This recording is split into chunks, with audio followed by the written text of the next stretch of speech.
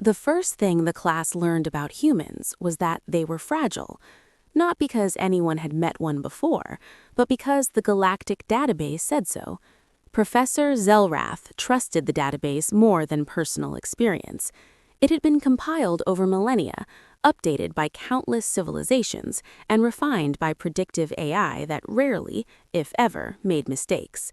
According to it, humans were unimpressive. Species designation, Homo sapiens, homeworld, Earth, environmental class, soft world, class 3, average lifespan, short, threat potential, negligible, recommended interaction level, low priority.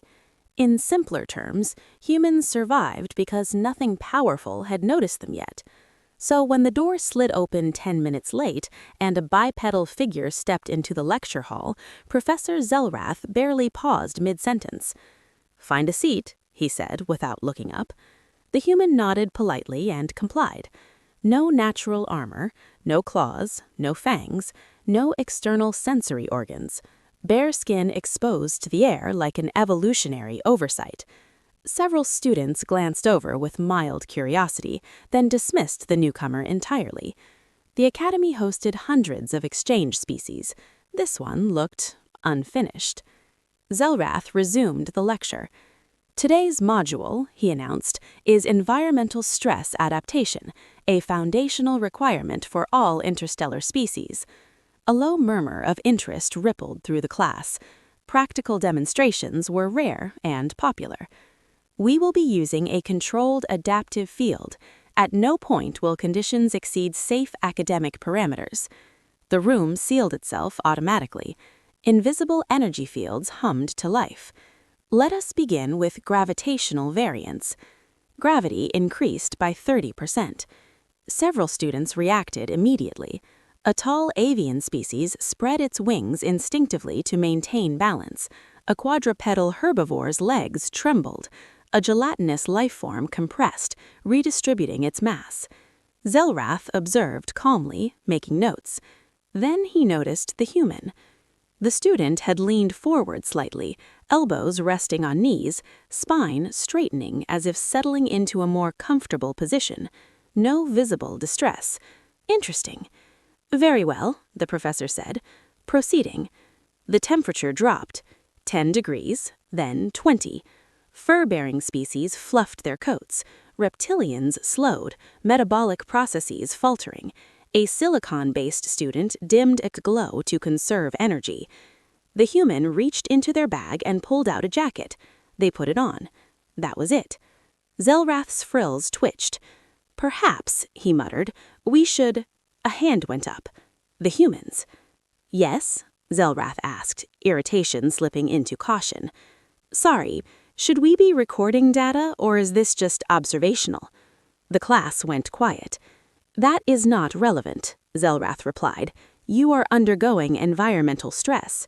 "Oh," the human said, nodding. "Got it." The test continued. Atmospheric oxygen levels dropped incrementally. Breathing became labored across the room. Some students activated auxiliary respiratory systems. Others leaned back, conserving energy. Radiation exposure increased, well within acceptable limits, but enough to trigger warning indicators in several species. 2 students fainted. Medical drones deployed instantly, lifting them from their seats and escorting them out. The human remained, breathing steadily, eyes alert, heart rate elevated but controlled. Zellrath stared openly now. "This is sufficient," he said sharply, preparing to deactivate the field. Again, the human raised a hand.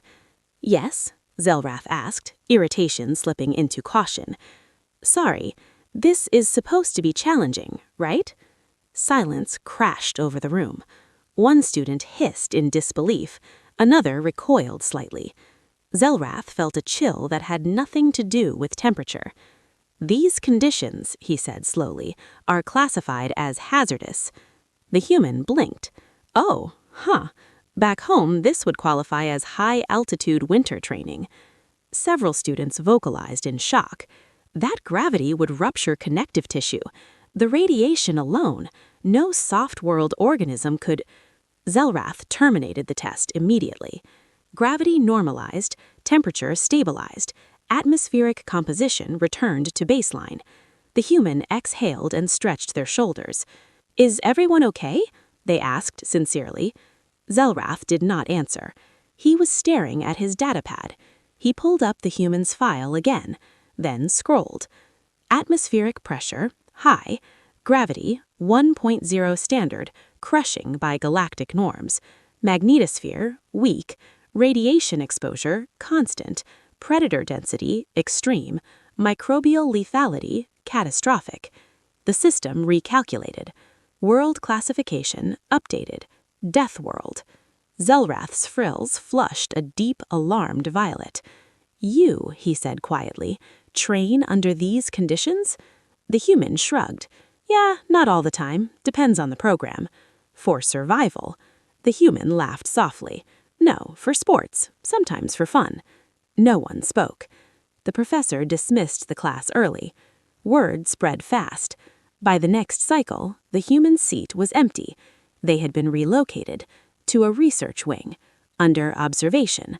A multidisciplinary council assembled within hours: physicists, biologists, military analysts. The human sat calmly at the center of the room, sipping water. "You are aware that your species' environment violates nearly every survivability threshold we recognize." The human nodded. "Yeah, Earth's kind of rough." "Then why are you extinct?" The human considered the question. "Because we don't stop adapting, and because everything on Earth is trying to kill us, so we got good at not dying." A simulation was proposed, a controlled field test. The human agreed on one condition. "You push it," they said, "no half measures." The field activated. Gravity doubled, then tripled. Structures creaked. Several observers backed away. The human bent their knees slightly, muscles tightening, breath deepening, but they remained standing. Temperature spiked, then dropped. Pressure fluctuated violently. Radiation surged to levels classified as lethal. The human dropped to one knee, not in surrender, in balance. "Heart rate elevated, but stable," a medic whispered. "Muscle microfractures forming, healing, rapidly?" The field shut down. The human stood, wincing slightly. "Okay," they admitted. "That one was a bit much." The room was silent. The council revised humanity's classification again. Not soft world, not death world, something else. Deathworld Superbeing, adaptive type. Humanity was removed from standard academic testing. Instead, they became instructors, consultants, examples. The galaxy had learned the truth too late. Humans weren't fragile. They were forged. By gravity, by radiation, by predators, by disease. They survived not because Earth was gentle, but because it never was. And the classroom test that was meant to teach theory had revealed something far more dangerous.